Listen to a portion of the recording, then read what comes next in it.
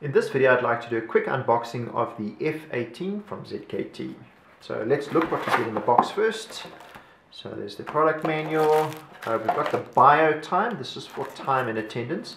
Now what makes this device unique as opposed to standard proximity reader is this can be used for access control as well as time and attendance. So it's very handy when you want to check when your staff are reporting for duty, things like that.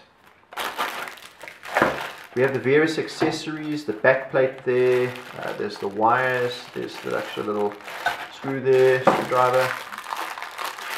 Let's look at the device itself.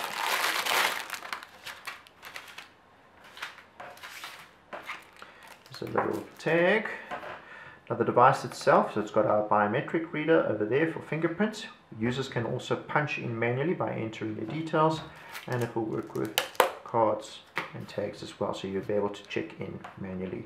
The device, like I said, can work with access control as well as time and attendance, so it makes it quite a handy device. We'll do a comparison a bit later on. If you guys have got any questions or comments, please feel free to make them below or get in touch with one of our branches. We'll do our best to assist you. Have a great day.